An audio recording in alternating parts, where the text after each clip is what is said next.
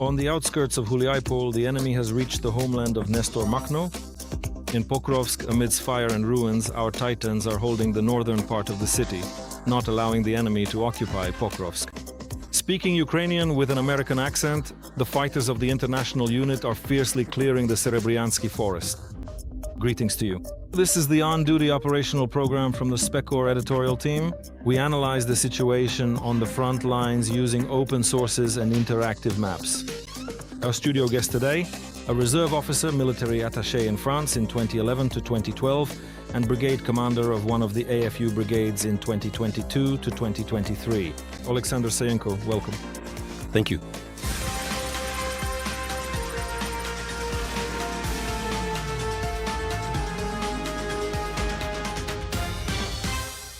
Over 170 combat engagements in a day and more than 130 aerial bombs dropped. Along the front line, the highest number of assaults is in the Pokrovsk direction, over 60. In the Oleksandrivka sector, about 24, and in the Huliaipole sector, as well as up to 11 attacks in the Lyman sector. And now more details about the situation in the most difficult areas of the front. The situation in Huliaipole is critical.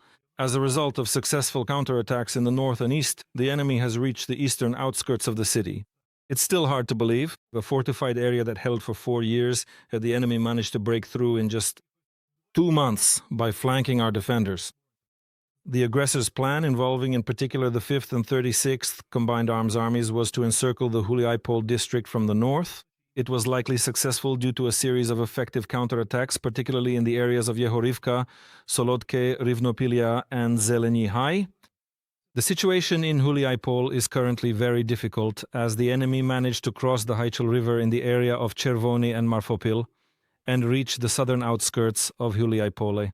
In fact, the city is preparing for urban combat. If you look at the map, you can see the movement of the enemy. After immediately occupying the Zeleny High area, as we can see here, the enemy concentrated its forces in particular to launch an attack. To the north of Huliaipole, we can see an elongated wedge that has grown. This is a wedge stretching from Yablunivka towards Huliaipole. With the support of 2 motorized rifle brigades and 3 regiments, the enemy managed to expand the area of their offensive, breaking through our defenses in the area of Rivnopilia and Solodko. If we look at the maps, here are these directions and the directions of the strikes. So, in fact, the enemy managed to break through. Our fortified area, which was concentrated in this region, actually looked like this. The enemy managed to push back our troops. At the junction of 2 brigades, they managed to break through and reach the area of Solodki and Rivnopilia. The situation is, in fact, very difficult. To the north, if you look at the map from Huliaipole in the area of Yehorivka, Vishneve, and Verbove, we also see the enemy advancing there. The 36th Combined Arms Army, its units managed to increase the pace they had gained in the area of Vishnev and Yehorivka. The strike is directed at Danilivka and Sira. The area is gradually expanding. The situation is quite serious, since enemy assault units from the 57th and 60th separate motorized rifle brigades have managed to reach Nova Oleksandrivka and Oleksivka. Here we can see the directions of the enemy's movements. There is also a certain danger now, as the gray zone has expanded toward Orestopol in the direction of Velikomikhylivka. In fact, the enemy, operating with units of the 36th Combined Arms Army, is now throwing virtually all its reserves to maintain the intensity of its offensive. There was a lack of coordination between the units' actions. In fact, one of them withdrew without notifying its neighboring units, which opened a gap on the flank, and the enemy managed to break through. Further south, if you look at the map, in the area of Voskresenka, the enemy is also making advances, particularly towards Novoselivka. And in fact, Sosnivka, which now finds itself in a sort of semi-encirclement, also requires significant attention, because the enemy is moving toward Velikomikhylivka and through Novoselivka is clearly aiming to link up with its advancing units. After entering the eastern and central parts of Novoselivka, the enemy approached the Vovcha River. They are putting pressure on Sosnivka both frontally and from the direction of Vorone. We can see it here. However, Sosnivka is still holding on. The enemy has also advanced toward Orestopole. Here we can see the expansion of the gray zone. The overall plan of the Russians, it is obvious they want to reach the highway. Zaporizhzhia Donetsk and cut off our units holding the defense as much as possible. The enemy wedge that has formed in the direction of Yehorivka-Danilivka is also aimed at cutting the highway, Pokrovsk Huliaipole. Here we can see this salient. In actual fact, the enemy forces are actively trying to advance directly toward the settlement of Bondarivka. And if we pay attention to Ivanivka and Zeleny High themselves, our guys have made some gains there. Despite all the enemy's assault actions, who entered Ivanivka and even posted videos there with their flags, our fighters managed to clear Ivanivka, drive out the enemy, capture 19 assault troops as prisoners, and regain control over 10 square kilometers. Earlier, the enemy tried to advance into the western part of Ivanivka. Here you can see this is how they tried to move forward, but they did not succeed.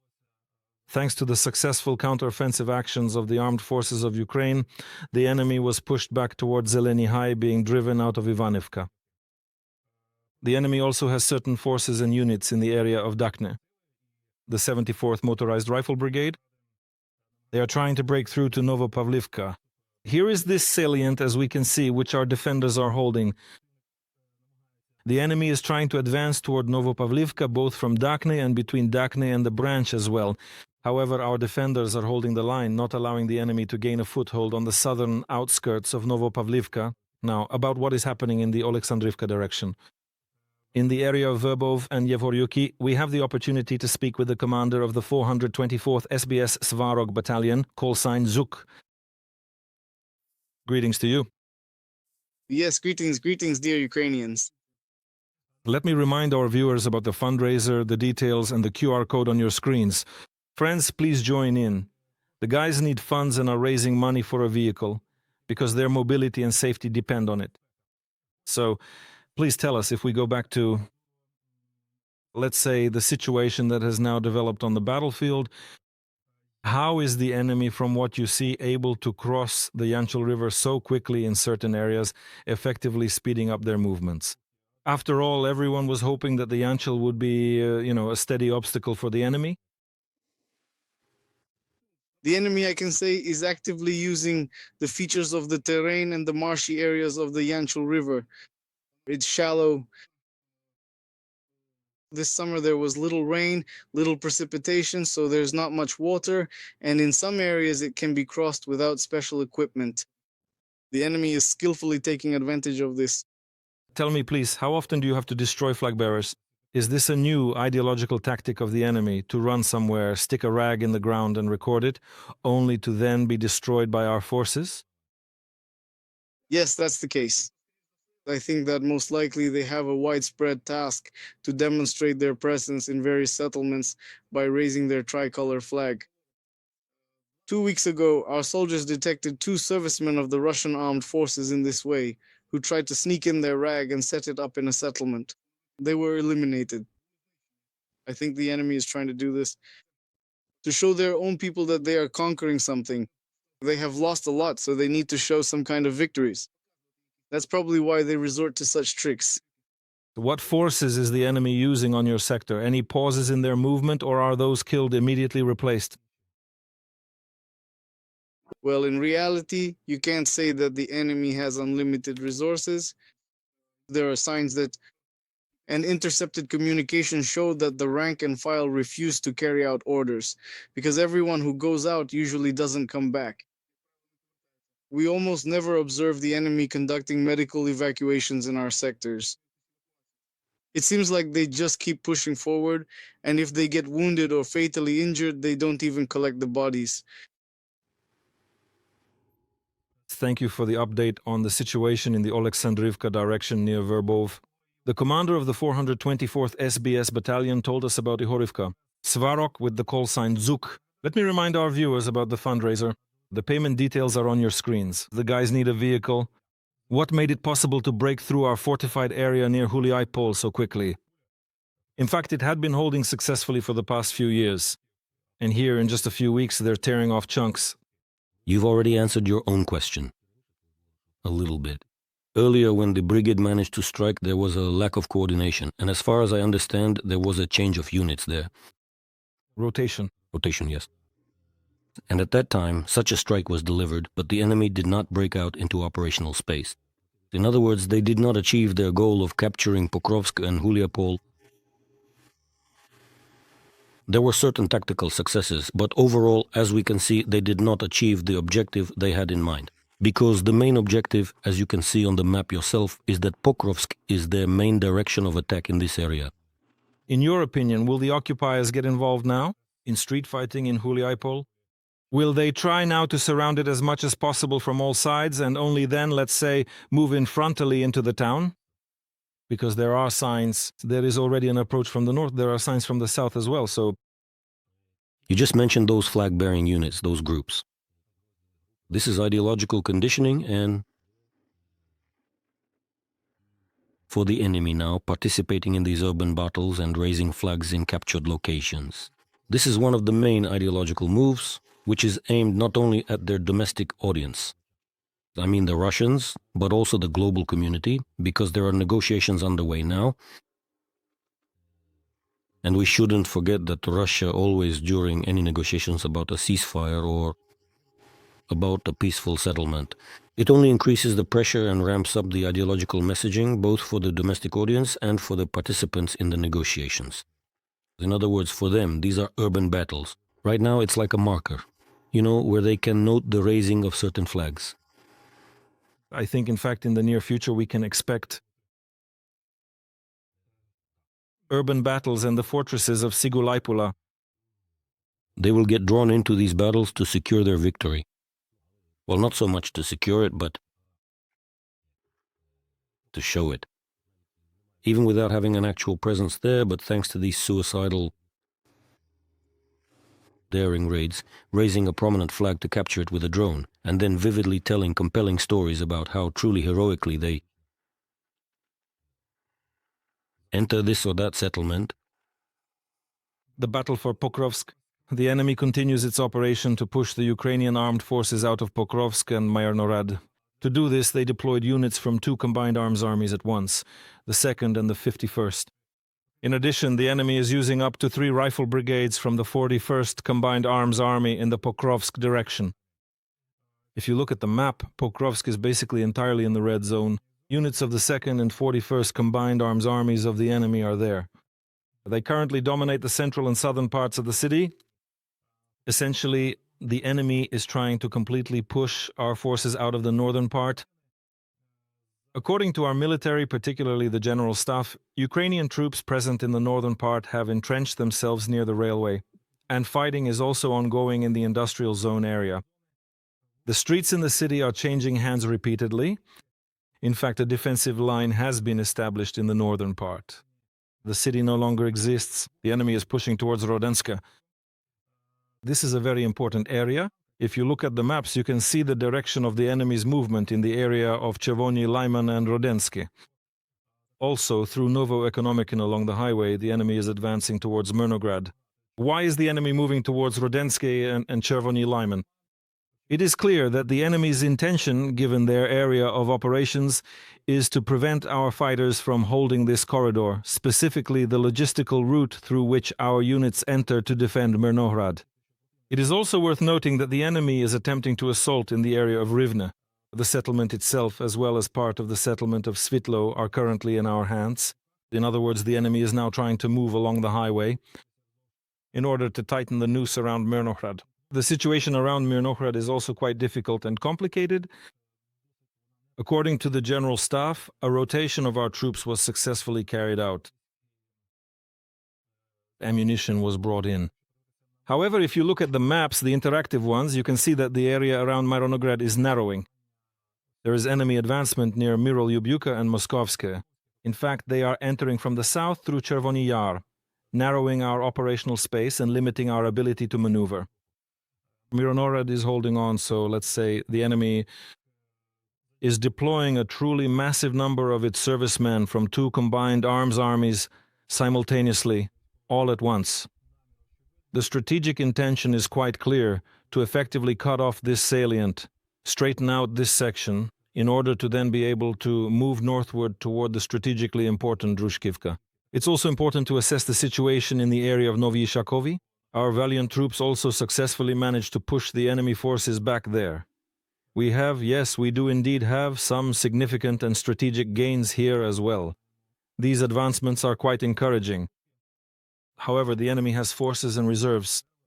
In particular, they are bringing up reserves from Popiv Yar. The attack is obvious. They are trying to strike at Sofika to cut off this salient and allow their military units to move from the lighthouse. Volodymyrka in the direction of Shakov, where part of their forces are still located. About half of the Russian soldiers are trapped. The situation is difficult. It is worth noting that the enemy has not abandoned its intention from Dobropilya to move north toward Drushkivka. We now have the opportunity to ask our correspondent Oleksandr Motorny about what is happening in the Pokrovsk area. He and his team worked in this area talking to the soldiers who are holding the defense there. Sashko, hello. The floor is yours. Who did you talk to? What did you see? Tell us.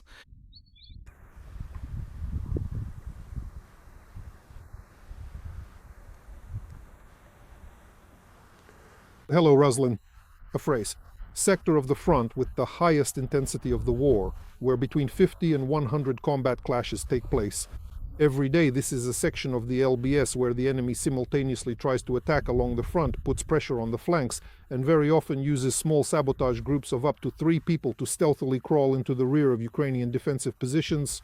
And this is the area where the Russians are now using an insane amount of drones, artillery shells, and aerial bombs. That's all. About the subject matter at hand, which encompasses a wide array of significant details, crucial elements, and various perspectives that are pertinent to our current discussion and will be thoroughly examined and elaborated upon in the subsequent discourse. Pokrovsk sector of the front. Yes, probably now it's like this everywhere along the LBS, but I can say for sure that here the war begins at least a quarter of 100 kilometers away from the front line.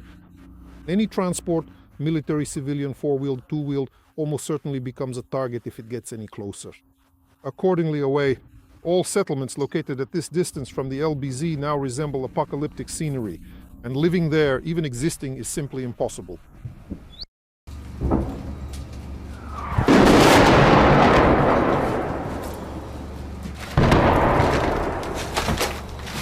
It was Arta who started it, right? Yes, this is Art. The very front line is truly indeed right now at this very moment. Pokrovskaya? Well, Pokrovskaya too. They are trying to bypass the flanks to transport our logistics so that our infantry is left without logistics and without supplies. In recent weeks, the entire Donetsk region has been covered in very dense fog. On the one hand, it might seem that such a circumstance plays in favor of the armed forces of Ukraine since it prevents the enemy from being able to orient themselves during an attack. Can you see? The number of attempts, the number of assaults on Ukrainian positions could have decreased. This is partially true. At least the number of mechanized assaults, particularly north of Pokrovsk towards Mirnograd, has decreased.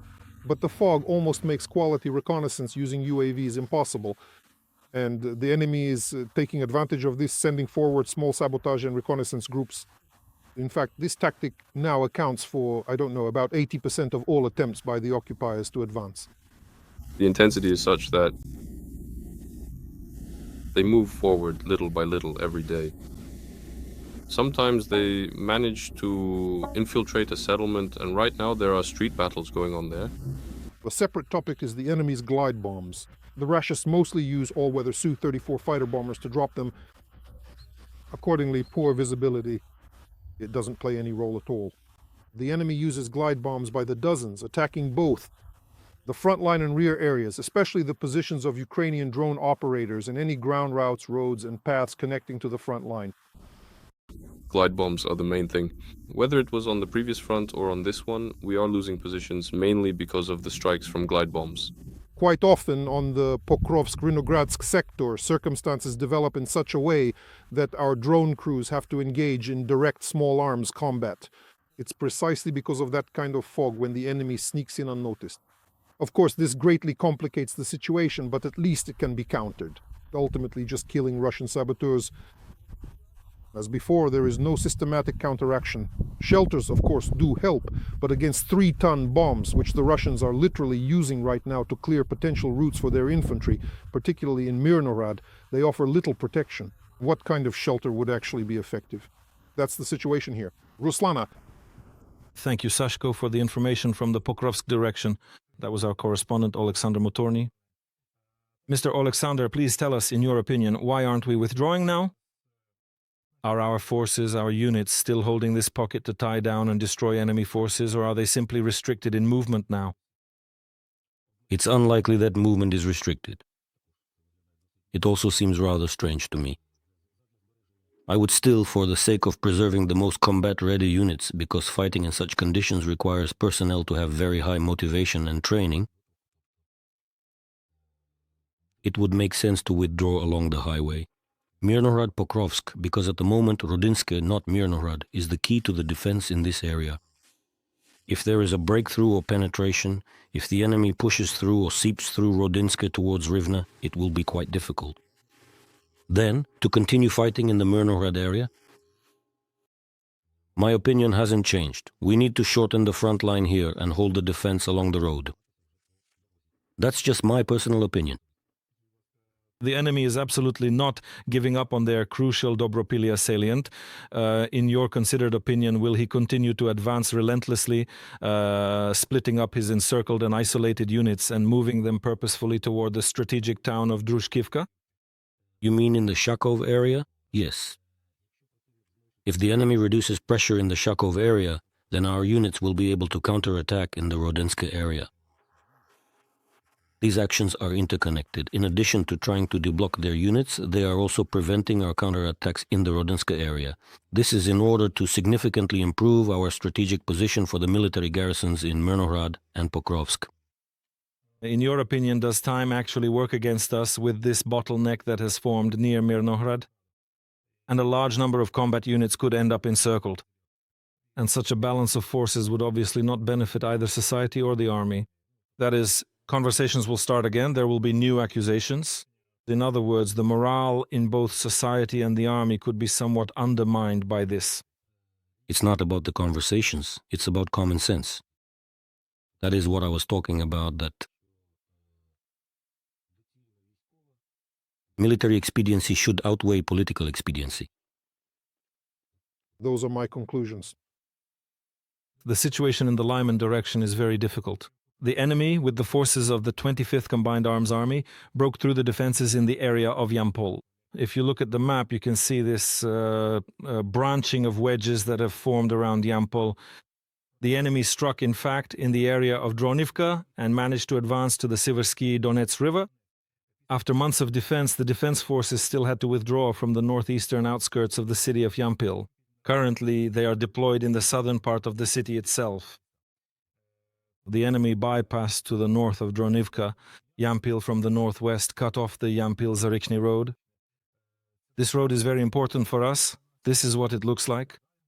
That is, the enemy managed to break through this road in one direction, directing their further attack to the east of Lyman. Also, this breakthrough in the area of Dronivka towards the Siversky Donets, according to military experts, could have certain negative consequences for our defenders who are currently fighting. They are currently fighting in the Serebryansky Forest and in the area of Siversk, since we are holding the defense here, and the appearance of the enemy on the flank right here could cause us quite unpleasant consequences. Further north, in the area of Torske, if you look at the map, you can see that the enemy is also advancing. Their movements are visible on the map. From Zarychny and Torske, the enemy is moving toward Lyman, having reached the Yarmolyuk-Lyman road. Here, it is reinforced by 3 regiments of the 25th Combined Arms Army and continues to move toward the northeastern outskirts of Lyman. In other words, the enemy also has enough strength and reserves in this direction. In the sector, if we look at another Combined Arms Army, the 20th, we can see that the enemy is also operating here with large forces, pressing on Shandryholov, Seredny and Novoselivka in an attempt to break through our defenses at the level of Drobyshev, Yarova and Prishiv. The situation here is also quite difficult, but we are still managing to hold the enemy back. The Russians have 20 kilometers of front here. Why does the enemy have so many forces here? Are there any successes? According to military experts and viewers, So, on this 20-kilometer front, the Russians have concentrated a division, 2 motorized rifle brigades, 1 tank regiment, and 3 motorized rifle regiments. Moreover, the terrain is difficult. We have forests and swamps. Given the limited personnel of the armed forces of Ukraine, let's put it this way, it's quite difficult to counterattack in such areas. And both because of the long distance and the short one, the number of our servicemen who are currently, they are holding back this onslaught and not allowing the enemy to break through our defenses. There are also some advances in the area of Kolodyazy right near Stavki. He has directed his movement there. The enemy is coming from the occupied Vaniki, Kolodyazy Stavki, also in that area, in order to reach the vicinity of Drobisheva.